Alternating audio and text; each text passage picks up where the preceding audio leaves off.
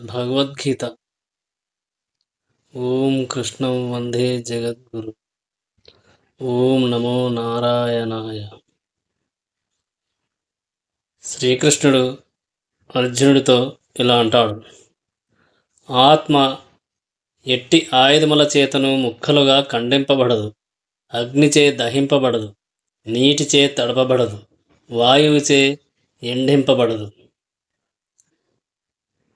ఖడ్గములు, ఆగ్నేయాస్త్రములు, వారుణాస్త్రములు, వాయువ్యాస్త్రములు వంటి ఏ ఆయుధములైనను ఆత్మను నశింపచేయలేవు. ఆధునికములైన అగ్ని అస్త్రములే కాకుండా భూమి, జలము, వాయువు, ఆకాశములతో తయారు చేయబడిన అస్త్రములు కూడా అనేకము గలవని తెలియచున్నది. ఈనాటి అన్యస్త్రములు కూడా ఆగ్నేయాస్త్రముల కోవకే చెందినవి. కానీ పూర్వము అన్ని రకములైన పంచభూతములతో అస్త్రములు చేయబడి ఉండేటివి. ఆగ్నేయాస్త్రములను వరుణాస్త్రములతో శాంతింపజేయుట వంటి ఆనాటి పద్ధతులు నేటి ఆధునిక విజ్ఞాన శాస్త్రమునకు తెలియవు. అంతేకాకుండా ఆధునిక శాస్త్రజ్ఞులకు వాయువ్యస్త్రములు గూర్చి ఎట్టి జ్ఞానమూ లేదు. ఏది ఏమైనను, ఎన్ని ఆయుధములను ఉపయోగించినను, అవి ఎంతటి వైజ్ఞానికములైనను ఆత్మ ముక్కలుగా ఖండింపబడదు లేదా నశింపబడదు. శ్రీకృష్ణుడు ఇలా అంటాడు: ఏ విధముగా జీవాత్మ కేవలము అజ్ఞానముచే ఉనికిలోకి వచ్చి పిదప మాయచే ఎట్లు మాయమోహితమయ్యేనో మాయావాదులు వివరింపజాలరు, అట్లే మూలమైన పరమాత్మ నుండి ఆత్మలను ఖండించుట ఎనున్నది సాధ్యపడు విషయం కాదు.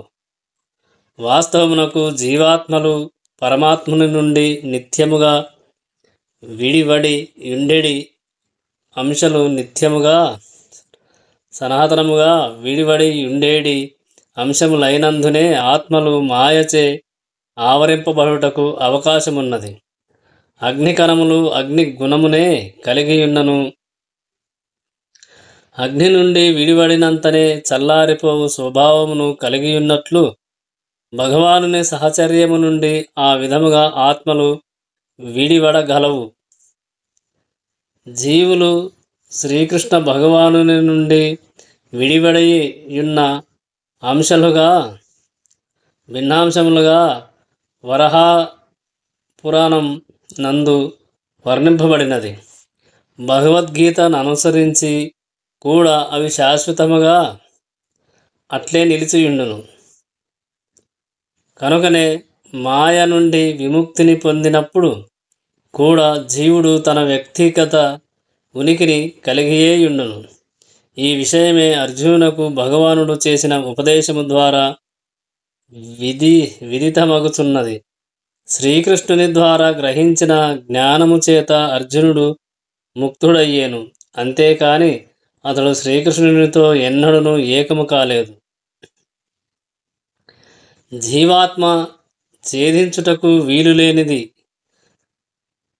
శ్రీకృష్ణుడు ఇలా అంటాడు అర్జునుడితో: జీవాత్మ ఛేదించుటకు వీలులేనిది, నీటిలో కరిగించుటకు వీలులేనిది, దానిని దహించుట గాని ఎండించుట గాని శక్యము కాదు.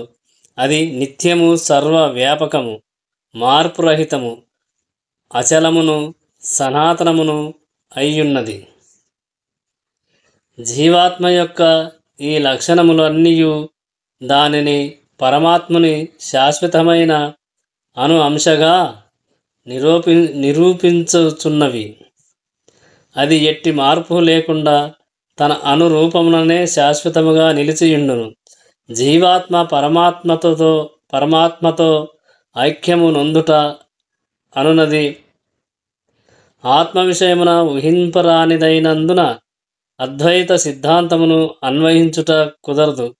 భౌతిక సంపర్కము నుండి ముక్తి నొందిన పిమ్మట అను ఆత్మ దేవాది దేవుని బ్రహ్మజ్యోతి నందు ఒక ఆధ్యాత్మిక కణముగా నిలిచిపోవుటను వాంఛింపవచ్చును. కానీ బుద్ధిమంతులైన జీవులు మాత్రం దేవాది దేవుని సహచర్యము అనుభవించుటకు ఆధ్యాత్మిక లోకములందు ప్రవేశింతురు. ఇక్కడ సర్వగత అను పదము మిక్కిలి ప్రధానమైనది. ఎందుకనగా జీవులన్నీయు భగవానుని సృష్టిలో సర్వత్రా వ్యాపించి ఉన్నవి అనుటలో సందేహము లేదు. అవి భూమినందును, జలమునందును, వాయువునందును, భూమి అడుగు భాగమునందును, చివరికి అగ్ని యందును నివసించును.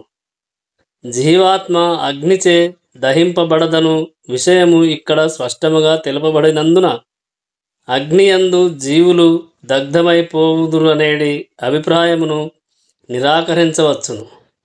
కనుక సూర్యగ్రహణమునందు కూడా జీవులు జీవించుదరనుటలో ఎట్టి సందేహము లేదు. అట్టి లోకమున అవి తగిన దేహములతో జీవించును. సూర్యమండలము నివాసయోగ్యము కానిచో సర్వగత అను పదము అర్ధరహితమగును. శ్రీకృష్ణుడు అర్జునుడితో ఇలా అంటాడు: ఆత్మ అవ్యక్తము, అచింత్యము, మార్పు రహితమని చెప్పబడినది. విషయమును తెలుసుకొనిన పిమ్మట దేహమును గూర్చి నీవు చింతింపరాదు అర్జున అని శ్రీకృష్ణుడు తెలిపెను. శ్రీకృష్ణుడు ఇలా అంటాడు: ఆత్మ యొక్క పరిమాణము అత్యంత సూక్ష్మమైనట్టిది, శక్తివంతమైనట్టిది. సూక్ష్మదర్శినితో కూడా ఆత్మను మనము చూడజాలము. కనుకనే అది అవ్యక్తము. జీవాత్మ యొక్క అస్తిత్వమునకు సంబంధించినంత వరకు శృతి లేదా వేదజ్ఞాన ప్రమాణము మినహా దానిని ఎవ్వరునూ ప్రయోగాత్మకముగా నిర్ధారింపలేరు. అది అనుభవ భావనలో యథార్థమైన నైనను ఆత్మను తెలియుటకై ఇతర మార్గములు వేరే ఏవియును లేనందున ఈ సత్యమును మనము అంగీకరింపవలసి ఉన్నది. కొన్ని విషయములను మనము ఉన్నత ప్రామాణికతపై ఆధారపడియే అంగీకరింపవలసి వచ్చును. ఉదాహరణకు తల్లి యొక్క ప్రామాణికముపై ఆధారపడి ఎవరును తండ్రి ఉనికిని కాదనలేరు. అదేవిధముగా ఆత్మను అవగతం చేసుకొనుటకు కేవలం వేదములను అధ్యయనం చేయుట తప్ప మరో మార్గం లేదు. మరో మాటలో ఆత్మ ఎనున్నది మానవ ప్రయోగాత్మక జ్ఞానము చేత అవగతం కానట్టిది. ఆత్మ చైతన్య స్వరూపము మరియు చైతన్య సహితమనియు వేదములందు తెలుపబడినది. ఆ విషయమును మనము అంగీకరింపవలేను. దేహమునందు మార్పులు జరుగునట్లుగా ఆత్మయందు మార్పులు సంభవింపవు. ఆత్మ శాశ్వతముగా అను పరిమాణ స్వరూపమైయుండును. పరమాత్మ అనంతమైనది. జీవాత్మ అణువు కంటే అత్యంత సూక్ష్మమై ఉన్నది. కనుక సూక్ష్మమైన జీవాత్మ మార్పు లేనిదగుటచే అనంతమైన పరమాత్మతో లేక జీవాది దేవునితో అది ఎన్నడూ సమానము కాజాలదు. ఆత్మ యొక్క మార్పురహిత స్థితిని సమర్థించుటకై ఈ సిద్ధాంతము వేదములందు వివిధ రకములుగా మరలా చెప్పబడినది. ఒక విషయమును దోషరహితముగాను, పూర్ణముగాను, పరిపూర్ణముగాను అవగాహనం చేసుకొనుటకై దానిని మరలా వివరించుట అత్యంత అవసరం.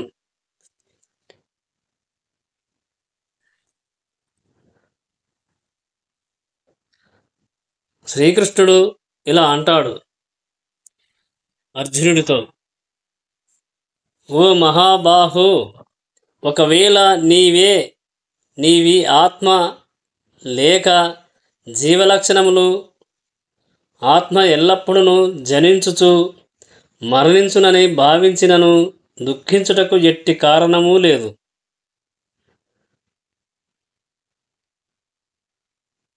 దేహమునకు భిన్నముగా ఆత్మకు ఒక ప్రత్యేక ఉనికి కలదని విశ్వసింపని బౌద్ధుల వంటి తత్వవేత్తలు కొందరు కలరు. శ్రీకృష్ణ భగవానుడు భగవద్గీతను బోధించిన కాలమునందు లోకాయతికులు మరియు వైభాషికులు అని పిలువబడు కొందరు తాత్వికులు కలరు. అట్టి తాత్వికులు భౌతిక మూలకముల సరైన సమ్మేళనము వలన జీవోత్పత్తి కలుగునని పలుకుదురు. నేటి ఆధునిక శాస్త్రవేత్తలు మరియు భౌతిక తాత్వికులు కూడా అట్లే భావింతురు. వారి సిద్ధాంతమును అనుసరించి మూలముల కలయికలో కొన్ని భౌతిక రసాయనిక చర్యల వలన జీవ చిహ్నములు సంభవించును. ప్రస్తుత కాలమున అమెరికాలో ప్రచారం చెందుతున్న కొన్ని కుహానా మతములు సహితము ఈ సిద్ధాంతమును భక్తిరహితమైన బౌద్ధుల శూన్యవాదమును అనుసరించుచున్నవి. ఒకవేళ అర్జునుడు వైభాషిక సిద్ధాంతమునందు వలె ఆత్మ ఉనికిని గుర్తింప జాలకున్నను దుఃఖించుటకు కారణము లేదు. ఎవ్వరును కొన్ని రసాయన వస్తువుల నష్టమునకు చింతిస్తూ విద్యుక్త ధర్మమును విడనాడరు. పైగా నేటి ఆధునిక విజ్ఞాన శాస్త్రమునందు మరియు వైజ్ఞానిక యుద్ధ విమానములందును శత్రువుపై విజయమును సాధించుటకు మానవుడు అనేక టన్నుల కొలది రసాయనములను వృధా చేయుచున్నాడు. వైభాషిక సిద్ధాంతమును అనుసరించి దేహముతో పాటు ఆత్మ కూడా నశించును. కనుకనే ఏ విధముగా సూచనను అర్జునుడు ఆత్మ ఉనికిని గూర్చి వేద నిర్ణయమును విశ్వసించినను లేదా విశ్వసింపకపోయినను అతడు చింతించుటకు ఎట్టి కారణము లేదు.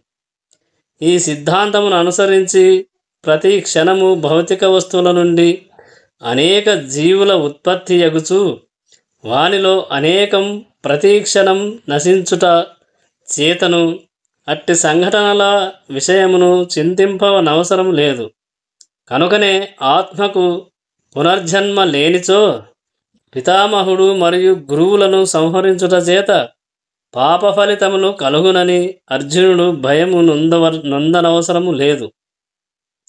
ఈ సందర్భమున శ్రీకృష్ణుడు అర్జునుని మహాబాహు అని వ్యంగ్యముగా సంబోధించుచున్నాడు. ఎందుకనగా వేద మార్గమును పాటింపకున్నను కనీసం అర్జునుడు వేద జ్ఞానమును త్రోసిపుచ్చు వైభాషిక సిద్ధాంతమును అంగీకరింపనందులకు భగవానుడట్లు పలికను.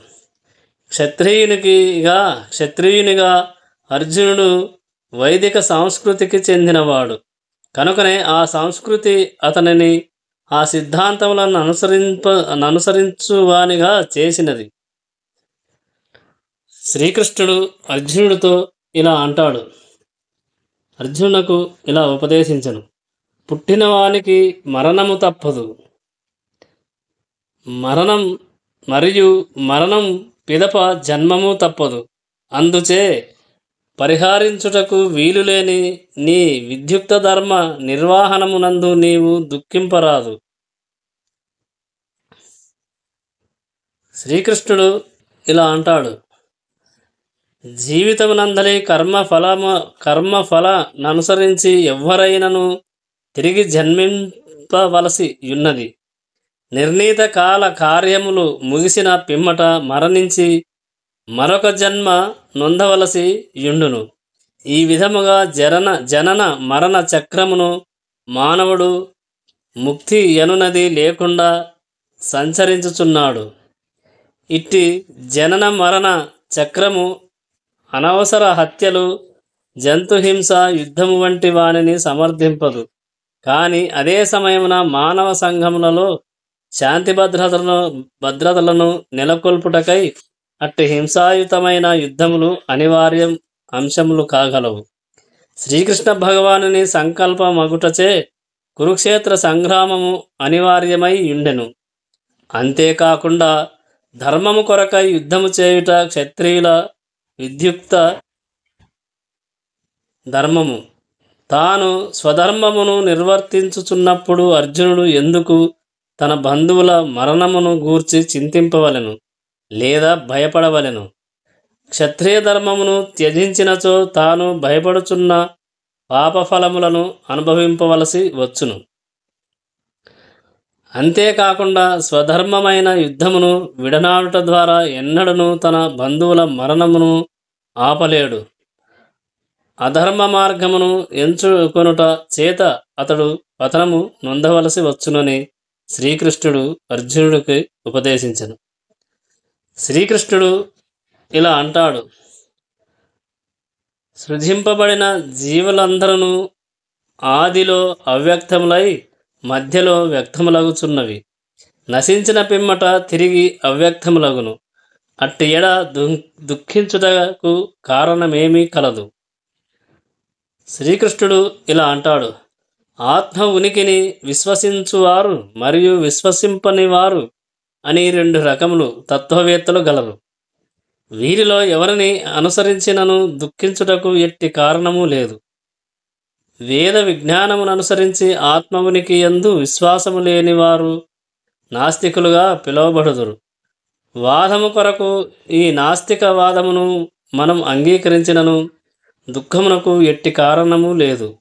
ఆత్మ ప్రత్యేకమైన ఉనికిని కలిగియుండుగా సృష్టికి పూర్వం భౌతికాంశములన్నీయు అవ్యక్తములై ఉండును. సూక్ష్మమైన ఈ అవ్యక్త స్థితి నుండియే సృష్టి వ్యక్తమగును. ఆకాశము నుండి వాయువు, వాయువు నుండి అగ్ని, అగ్ని నుండి నీరు, నీటి నుండి భూమి ప్రకటమగును. ఆ భూమి నుండి అనేకములు సృష్టింపబడుచున్నవి. ఒక పెద్ద ఆకాశ సౌధమును ఉదాహరణగా తీసుకొనినచో అది భూమి యొక్క పదార్థముల నుండియే వ్యక్తమగుచున్నది. దానిని పడగొట్టినప్పుడు అది తిరిగి వ్యక్తమై దాని పదార్థములన్నీ కూడా చివరికి భూమిలో కలిసిపోవును. శక్తి నిత్యత్వ నియమము ననుసరించి కాలక్రమమున వస్తువులు వ్యక్తములు అవ్యక్తములగుచుండును. అది ఏ భేదము. కనుక వ్యక్తస్థితిని గూర్చి కానీ లేదా అవ్యక్త స్థితిని గూర్చి కానీ దుఃఖించుట ఎందులకు? అవ్యక్త స్థితి యందు కూడా వాటికి నాశనం లేదు. ఆరంభమునందును మరియు అంతమునందును భౌతిక వస్తువులన్నీ అవ్యక్తములుగానే నిలిచియుండును. మధ్యకాలమున వ్యక్తములగుచుండును. కానీ అది ఎట్టి నిజమైన భేదమును కలుగజేయదు అని శ్రీకృష్ణుడు అర్జునునితో పలికెను. శ్రీకృష్ణుడు ఇలా అంటాడు: భౌతిక దేహము కాలక్రమమున నశించు స్వభావము కలదియు, ఆత్మ నిత్యమైనదను వేద సారాంశమును మనం అంగీకరించుచున్నప్పటికీ ఈ దేహము ఒక వస్త్రము వంటిదని మనము నిరంతరము గుర్తుంచుకొనవలెనని శ్రీకృష్ణుడు అర్జునునకు తెలిపెను. శ్రీకృష్ణుడు అర్జునుడితో ఇలా అంటాడు: కనుకనే వస్త్రము యొక్క మార్పునకు ఎందులకు దుఃఖింపవలెను? నిత్యమైన ఆత్మతో పోల్చి చూచినప్పుడు భౌతిక దేహమునకెట్టి యథార్థమైన ఉనికి లేదు. అది ఒక విధమైన స్వప్నము వంటిది. కొన్ని మార్లు మనము స్వప్నమందు ఆకాశములో ఎగురుచున్నట్లు లేదా రాజువలే ఒక రథమునందు కూర్చొనినట్లు గాంచవచ్చును. కానీ మేల్కొనగానే మనము ఆకాశమున గాని రథమునందు గాని లేమని గ్రహింపగలుగుదుము. భౌతిక దేహము యొక్క అనిత్యతపై ఆధారపడి వైదిక విజ్ఞానము మానవుని ఆత్మానుభూతికి ప్రోత్సహించుచున్నది. కనుకనే ఎవరైనను ఆత్మ ఉనికిని విశ్వసించినను లేదా విశ్వసించకపోయినను దేహము నశించు విషయమున చింతించుటకు ఎట్టి కారణము లేదు. శ్రీకృష్ణుడు అర్జునుడితో ఇలా అంటాడు: కొందరు ఆత్మను అద్భుతమైన దానిగా గాంచుదురు, కొందరు దానిని అద్భుతమైన దానిగా వర్ణింతురు, మరికొందరు దానిని అద్భుతమైనదిగా విందురు, ఇంకొందరు వినిన పిమ్మటను దానిని గూర్చి ఏమాత్రము గ్రహింపకుండుదురు.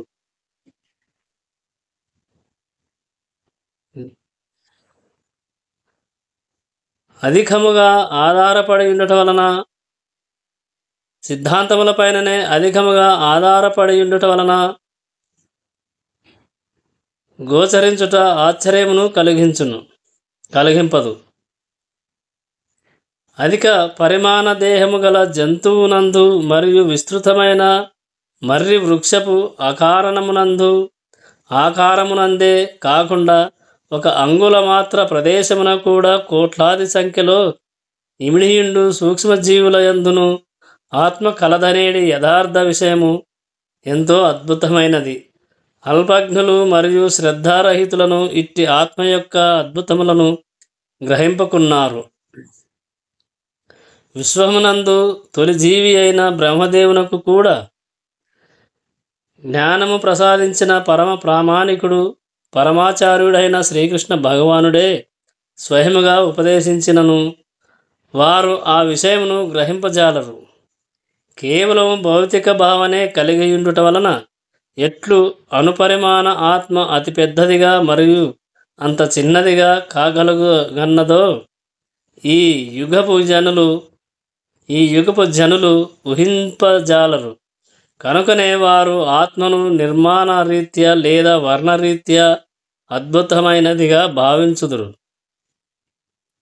భౌతిక శక్తిచే మోహితులైన జనులు ఇంద్రియభోగ విషయములందే అధికముగా మునిగియుందురని శ్రీకృష్ణుడు అర్జునుడితో పలికెను.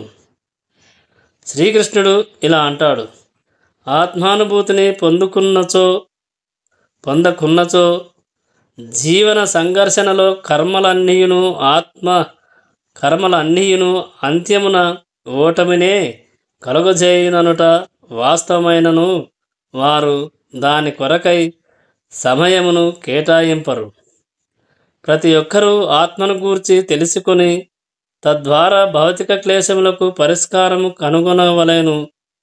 కనుగొనవలెనను ఆలోచనయే వారికి కలుగదు. శ్రీకృష్ణుడు ఇలా అంటాడు: ఆత్మను గూర్చి వినగోరిన కొందరు సత్సంగత్యమున ప్రవచనములను వినుచుందురు. కానీ కొన్ని మార్లు అజ్ఞానము కొద్దీ వారు ఆత్మ మరియు పరమాత్మలిరువురును ఒక్కటేననియు వారిరువురు నడుమ పరిమాణం నందు కూడా భేదము లేదని భావించి తప్పు మార్గమును పట్టుచుందురని శ్రీకృష్ణుడు అర్జునుడితో తెలిపెను. శ్రీకృష్ణుడు ఇలా అంటాడు: ఆత్మ మరియు పరమాత్మల నిజస్థితిని, వారి కర్మలను, వారి నడుమగల సంబంధమును, వారికి సంబంధించిన సూక్ష్మ స్థూల వివరములను సంపూర్ణముగా అవగాహన చేసుకొనగల మానవుడు అరుదుడు అని అర్జునునితో శ్రీకృష్ణుడు తెలిపెను.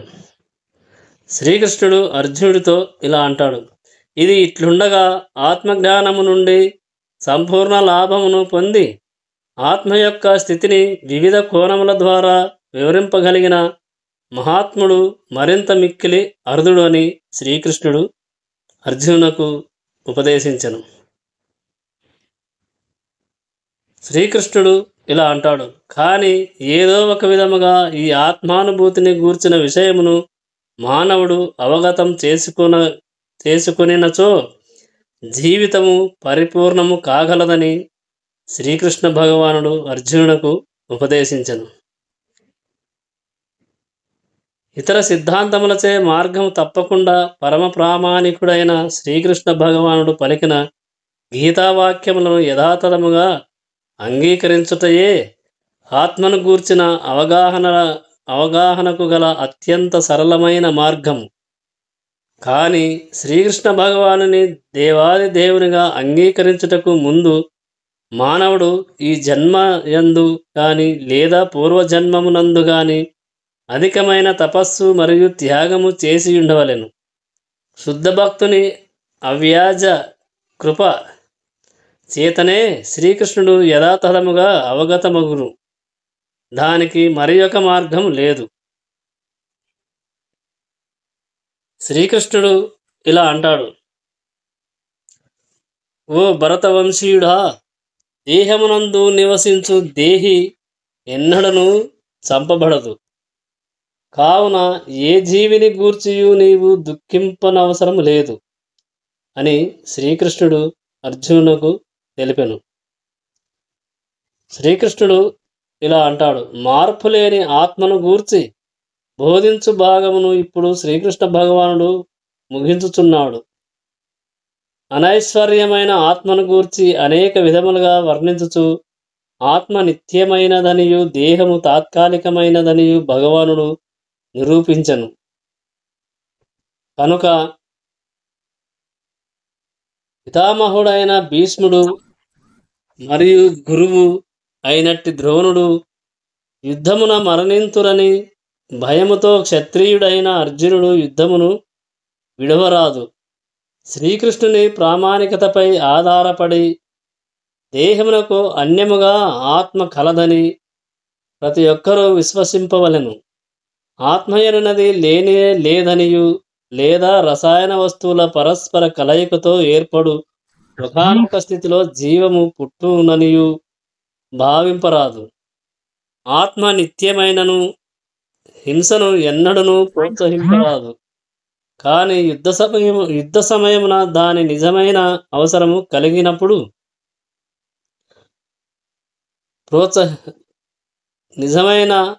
కలిగినప్పుడు మాత్రం దానిని త్యజింపరాదు. అట్టి అవసరమును యథేచ్ఛగా కాకుండా భగవానుని ఆదేశము పైననే సమర్థింపవలెను. శ్రీకృష్ణుడు అర్జునునకు ఇలా ఉపదేశించెను.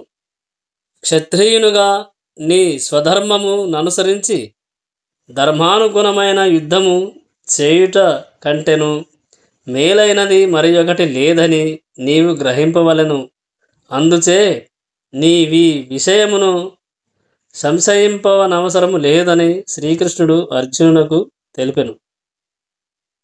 శ్రీకృష్ణుడు ఇలా అంటాడు అర్జునుడితో, వర్ణాశ్రమములకు సంబంధించిన 4 వర్ణములలో సత్పరిపాలనకు సంబంధించిన 2వ వర్ణమునకు క్షత్రియ వర్ణమని పేరు.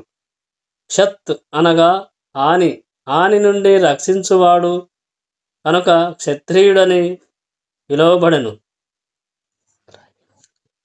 త్రయేత్ అనగా రక్షించును. సాధారణముగా అడవిలో క్రూర జంతువులను చంపుటకు క్షత్రియులకు శిక్షణ ఇవ్వబడును. క్షత్రియులు అడవికి వెళ్ళి ఒంటరిగా పులిని ముఖాముఖి ఎదిరించి ఖడ్గ సమయముతో పోరాడును. ఆ పులి మరణించినచో దానికి రాజలాంఛనములతో దహన క్రియలు జరపబడును. ఇప్పటికిని రాజస్థాన్ రాష్ట్రం జైపూర్ నందలి క్షత్రియ వంశరాజుల చేత ఈ విధానము అనుసరించబడుచున్నది. కొన్నిసార్లు ధర్మం కొరకై హింస ఎనున్నది అవసరమగుచుండుట చేత క్షత్రియులను ఎదిరించి చంపుటకు ప్రత్యేక శిక్షణ ఇవ్వబడును. కనుకనే క్షత్రియులు నేరుగా సన్యాసాశ్రమును గ్రహించుటకు ఉద్దేశింపబడలేదు. రాజకీయములందు అహింస ఎనున్నది ఒక తంత్రము కావచ్చునేమో గాని అది ఎన్నడూ ఒక సిద్ధాంతము కాదు. కనుకనే ధర్మశాస్త్ర గ్రంథములందు ఈ క్రింది విధముగా తెలుపబడినది. అహవేషు మిథున్యోన్యం జిఘాంసంతో మహీక్షితః యుద్ధమానః పరం శక్త్యా స్వర్గం మనస్త్యా పరాజన్మకః యజ్ఞేషు పశవో బ్రహ్మాన్ హన్యంతే శతతం ద్విజైః సంస్కృతాః కిల మంత్రైశ్చ తేపి స్వర్గమవాప్నువన్.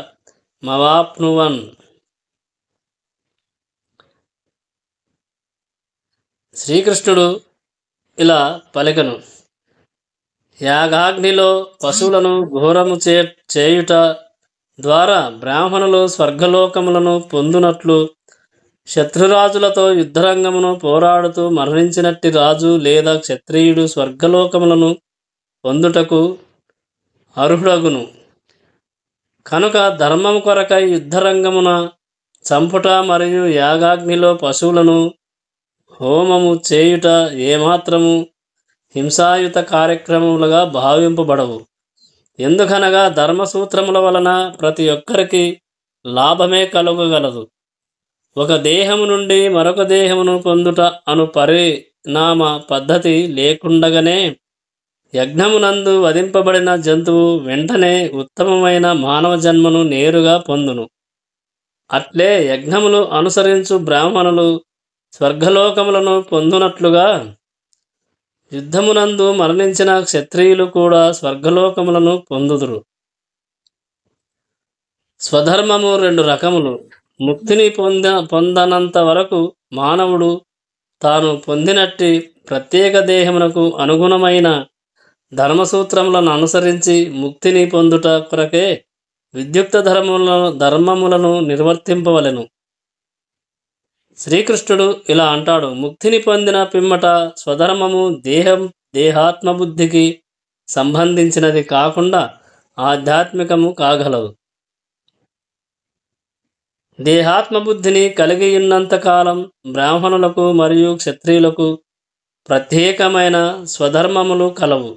ఈ స్వధర్మములు అనివార్యములు. వాస్తవమునకు స్వధర్మము భగవానునిచే నిర్ణయింపబడును. ఈ విషయము చతుర్థాధ్యాయమునందు వివరింపబడును. దేహాత్మబుద్ధితో చేయబడేది స్వధర్మము వర్ణాశ్రమ ధర్మం అనబడును.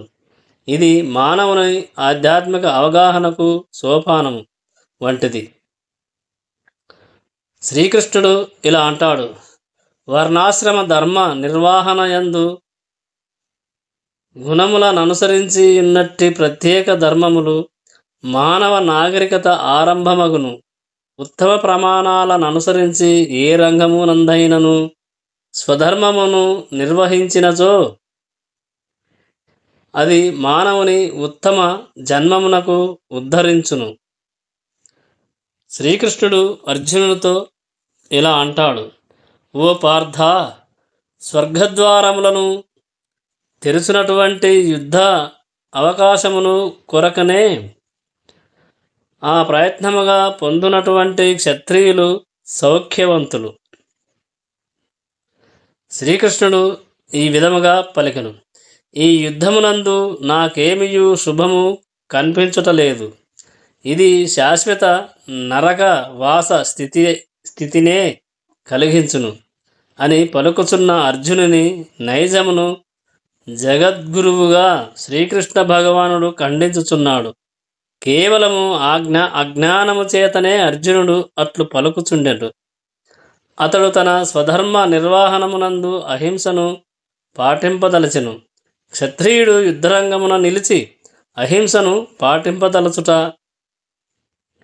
ఎనునది మూర్ఖుల సిద్ధాంతము అని శ్రీకృష్ణ భగవానుడు అర్జునునకు ఉపదేశించెను. శ్రీకృష్ణుడు ఇలా అంటాడు: వ్యాసదేవుని జనకుడు గొప్ప ఋషి అయిన పరాశరుడు రచించిన పరాశర్మ స్మృతి గొప్పదని శ్రీకృష్ణుడు పలికెను. ప్రజలను అన్ని రకములైన కష్టముల నుండి రక్షించుట క్షత్రియుని ధర్మం. శాంతి భద్రతలను నెలకొల్పుట కొరకై తగిన సమయములందు అతడు హింసావృత్తిని అవలంబింపవలసి యుండును. అతడు శత్రురాజుల సైన్యమును ఓడించిన పిమ్మట ధర్మానుసారముగా రాజ్యపాలన చేయవలెను. ఈ విషయములను పరిశీలించినచో అర్జునుడు యుద్ధమును త్యజించుటకు ఎట్టి కారణము కనబడదు. అతడు శత్రువులను జయించినచో రాజ్యం అనుభవించును. ఒకవేళ యుద్ధరంగమున మరణించినచో స్వర్గద్వారములు తెరవబడును. దానితో అతడు స్వర్గలోకములను చేరగలడు. కనుక ఏ విధముగా చూసినను యుద్ధము చేయుట అతనికి లాభదాయకమే అని శ్రీకృష్ణుడు అర్జునునకు ఉపదేశించెను. శ్రీకృష్ణుడు అర్జునుడితో ఇలా అంటాడు: ఒకవేళ నీవు నీ స్వధర్మమైన యుద్ధమును నిర్వహింపనిచో స్వధర్మమును నిర్లక్ష్య పరచినందులకు నిశ్చయముగా పాపమునందుటయే కాక యోధుడు గాని కీర్తిని కూడా నీవు కోల్పోదువు అని శ్రీకృష్ణుడు అర్జునునికి తెలిపెను. శ్రీకృష్ణుడు ఇలా అంటాడు: అర్జునుడు ప్రసిద్ధిగాంచిన యోధుడు శివునితో సహా పలువురు దేవతలతో యుద్ధము చేసి అతడు గొప్ప కీర్తిని సంపాదించెను. వేటగాని రూపంలోనున్నట్టి శివునితో పోరాడి అతనిని ఓడించి ఆ విధముగా అతడు శివుని మెప్పించి అతని నుండి పాశుపతాస్త్రమును బహుమానముగా పొందెను. అర్జునుడు గొప్ప యోధుడని అందరూ ఎరుగుదురు. ద్రోణాచార్యుడు కూడా అతనికి అనేక వరములను మరియు అనేక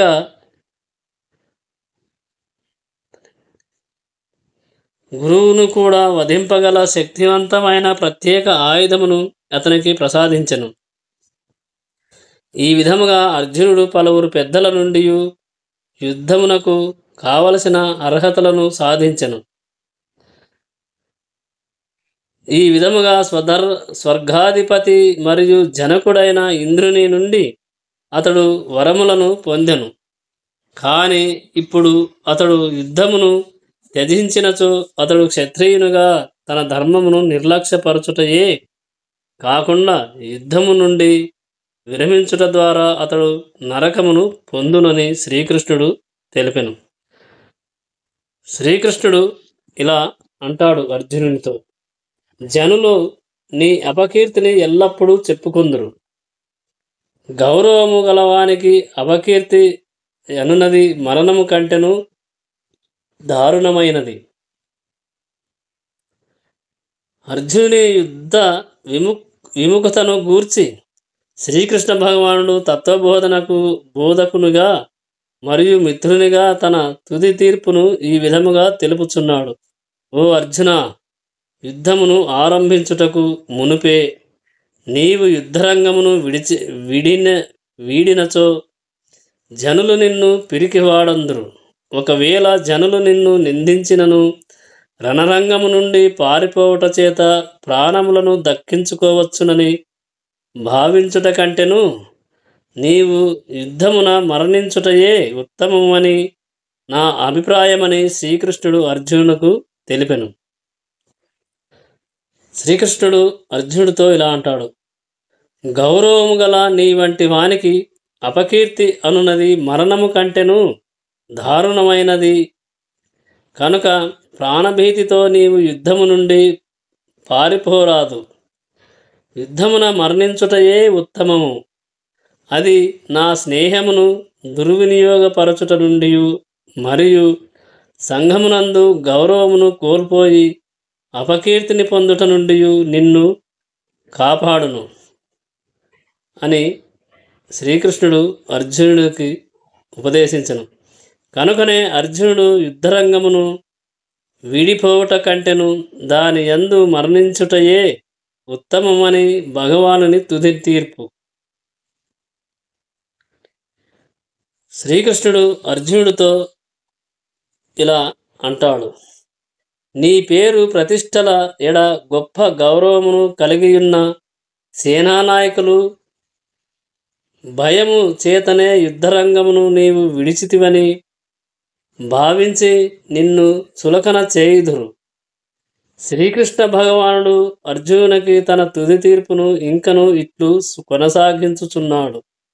సోదరులు మరియు పితామహుని పట్ల గల జాతి చేతనే యుద్ధరంగమును వీడితివని దుర్యోధనుడు, కర్ణుడు వంటి సేనానాయకులు భావింతురని నీవు భావింపకుము.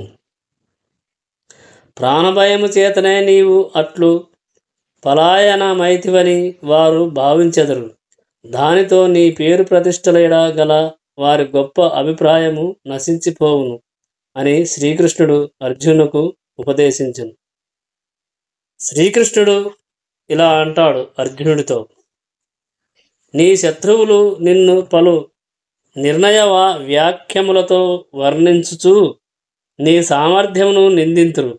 ఇంతకంటెను నీకు దుఃఖతరమైనది మరేమి గలదు అర్జున అని శ్రీకృష్ణుడు అర్జునుకు ఉపదేశించను. అర్జునుడు చూపించిన అవాంఛితమైన జాలిని చూసి శ్రీకృష్ణ భగవానుడు తొలుత ఆశ్చర్యపడెను. అట్టి జాలి అనార్యులకు మాత్రమే తగినదని అతడు వివరించి తెలిపెను. ఈ విధముగా భగవానుడు అనేక వాక్యములతో అర్జునుని దాక్షిణ్య బుద్ధికి విరుద్ధముగా తన వాదనను నిరూపించి ఉన్నాడు. శ్రీకృష్ణుడు అర్జునుడితో ఇలా పలికెను: ఓ కౌంతేయ, నీవు యుద్ధరంగమున చంపబడి స్వర్గమును పొందుటయో లేక యుద్ధమును జయించి రాజ్యమును అనుభవించుటయో జరగగలదు. కావున కృతనిశ్చయుడవై నిలిచి యుద్ధము చేయుము అని శ్రీకృష్ణుడు అర్జునునకు ఉపదేశించెను. అర్జునుని పక్షమునకు జయము కలుగునను నిశ్చయము లేకున్నను అతడు యుద్ధము చేయవలసియే ఉన్నది. ఎందుకనగా అట్టి యుద్ధమునందు మరణించినను అతడు స్వర్గలోకములను పొందుటకు అవకాశము కలదు. శ్రీకృష్ణుడు అర్జునుడితో ఇలా అంటాడు: సుఖదుఖములను గాని లాభ నష్టములను గాని జయాపజయములను గాని లెక్కింపక యుద్ధము కొరకే నీవు యుద్ధము చేయుము. అట్లు చేయుటచే నీకెప్పుడును పాపము కలగదు అని శ్రీకృష్ణుడు అర్జునునకు తెలిపెను. తాను యుద్ధమును వాంఛించుచున్నందున యుద్ధము కొరకే అర్జునుడు యుద్ధము చేయవలెనని శ్రీకృష్ణ భగవానుడు ఇప్పుడు నేరుగా చెప్పుచున్నాడు. శ్రీకృష్ణ చైతన్యముతో కూడిన కర్మలయందు సుఖదుఖములకు కానీ లాభ నష్టములకు కానీ జయాపజయములకు కానీ ఎట్టి పరిగణము లేదు. ప్రతి కార్యమును శ్రీకృష్ణుని సంతృప్తి కొరకే చేయవలన అనున్నది ఆధ్యాత్మిక చైతన్యము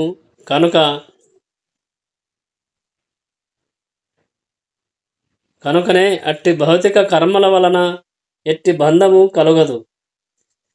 తన ఇంద్రియ తృప్తి కొరకు కర్మ చేయువాడు తప్పక బద్ధుడగును.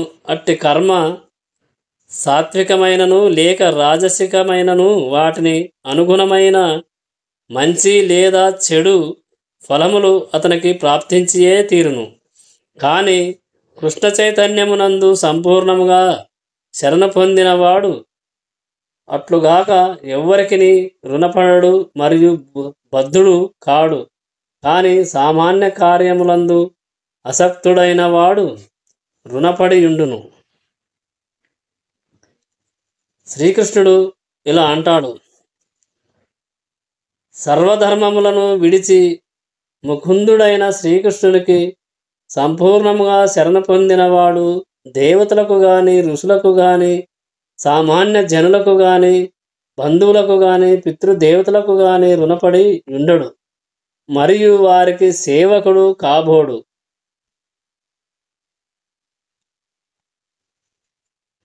శ్రీకృష్ణుడు ఇలా అంటాడు: ఇంతవరకు నేను సాంఖ్యమును అనుసరించి ఈ ఆత్మజ్ఞానమును నీకు వివరించి తిని, ఇప్పుడు దాని ఫలాపేక్ష లేనటువంటి కర్మరూపమును వివరించేదను, వినుము ఓ పృథకుమారా అని. నీవు అట్టి జ్ఞానమును అనుసరించి వర్తించినచో కర్మబంధము నుండి విముక్తుడవు కాగలవు అని శ్రీకృష్ణుడు అర్జునునకు ఉపదేశించను.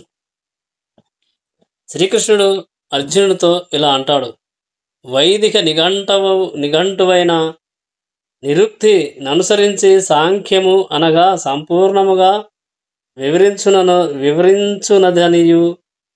వివరించునదని అర్థము. సాంఖ్యము అనునది ఆత్మ యొక్క వాస్తవ స్వభావమును వివరించు తత్వము. యోగ అనగా ఇంద్రియముల నియంత్రణను కూడియుండును. ఇక్కడ యుద్ధము చేయరాదనేది అర్జునుని ప్రతిపాదన ఇంద్రియ తృప్తిపై ఆధారపడి ఉన్నది. ధృతరాష్ట్రుని పుత్రులైన తన సోదరులను బంధువులను యుద్ధములో జయించి రాజ్యమును అనుభవించుట కంటెను వారిని యుద్ధములో వధించకుండుట తనకు అధికమైన ఆనందమును కలుగజేయునని భావించుట చేత అతడు తన ప్రధాన ధర్మమును విస్మరించి యుద్ధము నుండి విరమింపగోరెను. అర్జునుడు యోచించిన ఈ రెండు విషయములను ఇంద్రియ తృప్తికి సంబంధించిన మూల సిద్ధాంతములే. వారిని జయించుటచే కలిగేడి ఆనందము మరియు వారిని సజీవులుగా చూచుటచే కలుగు ఆనందమును రెండును కూడా జ్ఞాన ధర్మములను త్యజించి దేహాత్మ బుద్ధి సిద్ధాంతముపై ఆధారపడి ఉన్నవి. కనుక పితామహుని దేహమును వధించుట అతని నిజమైన ఆత్మను వధించుట కాదని శ్రీకృష్ణ భగవానుడు అర్జునునకు వివరింపదలచెను. జీవులందరూ ఆత్మస్వరూపులైనందున తాను మరియు ఇతరులందరూ శాశ్వతముగా వ్యక్తిత్వము గలవారిగా అన్ని వేళలా భూత భవిష్యత్తు వర్తమానములందు కొనసాగగలరని శ్రీకృష్ణ భగవానుడు అర్జునునకు వివరించెను. శ్రీకృష్ణుడు ఇలా అంటాడు: కేవలము మనము దేహములనే ఎన్నో విధములుగా మార్చుచున్నాము, అయినను వాస్తవమునకు దేహబంధము నుండి విముక్తి పొందినను మరియు వ్యక్తిత్వమును నిలుపుకుందుము. ఈ విధముగా ఆత్మ మరియు దేహములకు సంబంధించిన విశ్లేషాత్మక వివరణను శ్రీకృష్ణ భగవానుడు తెలియజేసెను. వివిధ దృక్కోణములలో కావింపబడిన ఆత్మ మరియు దేహములకు సంబంధించిన వివరణాత్మక జ్ఞానమే నిరుక్తి నిరుక్తిననుసరించి సంఖ్యాజ్ఞానముగా తెలుపబడినది. ఈ సంఖ్యాజ్ఞానమునకు మరియు నాస్తికుడైన కపిలునిచే తెలుపబడిన సాంఖ్యతత్వమునకు ఎట్టి సంబంధము లేదు. నాస్తికుడైన ఈ కపిలుని సాంఖ్యమునకు చాలా కాలం క్రితమే శ్రీకృష్ణుని అవతారమైన కపిల భగవానునిచే శ్రీమద్భాగవతమునందు తన తల్లి అయిన దేవాహుతికి సాంఖ్యతత్వము వివరింపబడినది. అతడు అందులో పరమపురుషుడు లేదా భగవానుడు క్రియాశీలుడుగా నుండు ననియు మరియు అతడు ప్రకృతిపై దృష్టిని ప్రసరించుట చేత సృష్టి కార్యక్రమమును నిర్వహించుననియు స్పష్టముగా తెలియజేసెను. ఈ విషయము వేదములందు మరియు గీతయందును అంగీకరింపబడినది. భగవానుడు ప్రకృతిపై దృష్టిని సారించి దాని గర్భమునందు అను జీవాత్మలను ప్రవేశ పెట్టననియు వేదములు తెలియజేయుచున్నవి. ఆ జీవులందరూ ఈ భౌతిక జగత్తున ఇంద్రియ తృప్తి కొరకై శ్రమించుచు భౌతిక శక్తి అయిన మాయావశమున తమకు తాము భోక్తలుగా భావించుచున్నారు. ఈ భోగానుభవము అనేడి మనోప్రవృత్తి జీవుడు ముక్త స్థితి అందును భగవానునిలో ఐక్యం కావాలనని భావనగా జీవుని పీడించును. ఇట్టి భావనయే మాయ, ఇంద్రియ భోగపు భ్రాంతి. మాయ యొక్క చివరి వల అట్టి ఇంద్రియ తృప్తి కర్మలతో కూడినట్టి అనేక జన్మలు అట్లు గడిచిన పిమ్మట మహాత్ముడైనట్టి వాడు వాసుదేవుడైన శ్రీకృష్ణ భగవానుని శరణు పొందుట చేత పరతత్వాన్వేషణ ఫలము కాగలదు.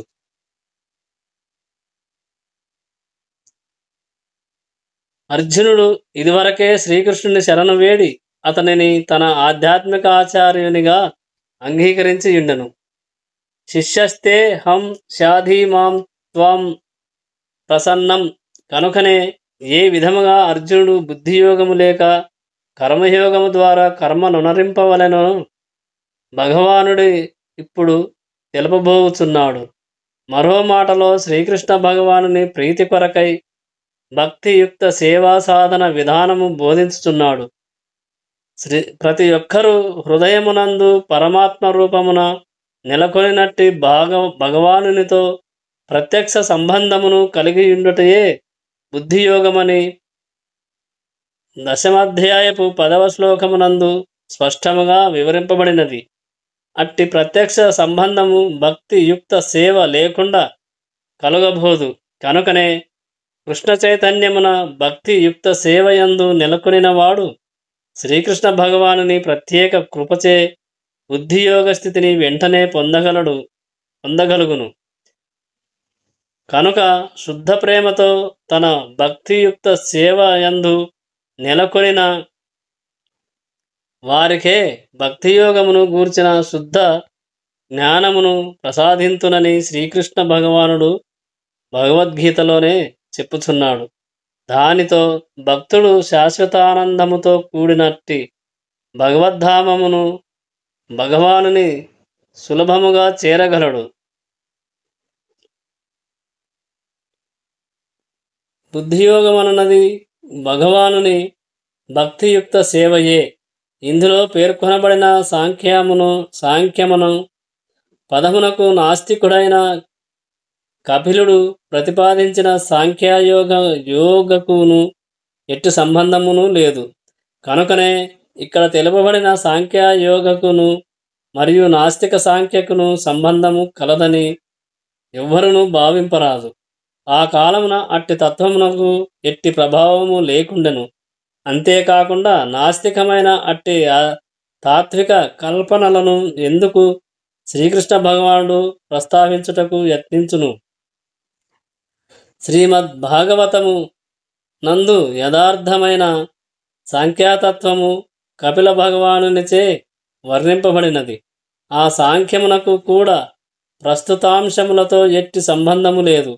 ఇక్కడ సాంఖ్యము అనగా ఆత్మ మరియు దేహముల విశ్లేషణాత్మక వివరణము. అర్జునుని బుద్ధియోగకు లేక భక్తి యోగ స్థితికి ఉద్ధరించుకొరకై శ్రీకృష్ణ భగవానుడు ఆత్మ యొక్క విశ్లేషాత్మకమైన వివరణము అందించెను.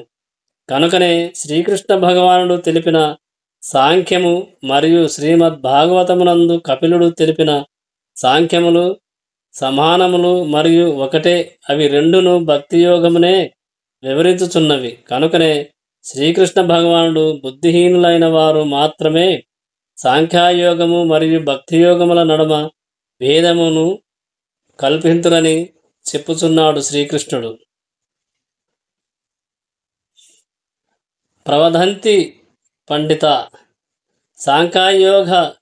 సాంఖ్యయోగౌ పృథక్ బాలాః ప్రవదంతి న పండితః. నాస్తిక సాంఖ్యయోగముతో భక్తియోగకు ఎట్టి సంబంధము లేదు. అయినను కొందరు అల్పబుద్ధులు భగవద్గీత యందును ఆ నాస్తిక యోగమే తెలుపబడినదని పలుకుదురు. కనుక బుద్ధియోగం అనగా భక్తియుక్త సేవ, శ్రీకృష్ణ చైతన్యం యొక్క పరిపూర్ణ జ్ఞానము మరియు ఆనందముతో కర్మ నునరించుట అని ప్రతి ఒక్కరూ ఎరగవలెను. భగవానుని ప్రీతి కొరకై కర్మ నునరించువాడు ఆ కార్యము ఎంత కష్టమైనను బుద్ధియోగ సిద్ధాంతములను అనుసరించి కర్మ చేయుచూ సర్వదా పరమానందమును పొందుచుండును. ఆ విధమైన భగవత్సేవ ద్వారా భగవానుని కృపచే మానవుడు ఆధ్యాత్మిక అవగాహనను ఆ ప్రయత్నముగానే పొందును. ఆ విధముగా జ్ఞాన సముపార్జన కొరకై ఇతర ప్రత్యేక ప్రయత్నములేవి చేయకుండగానే అతనికి ముక్తి లభించుచున్నది.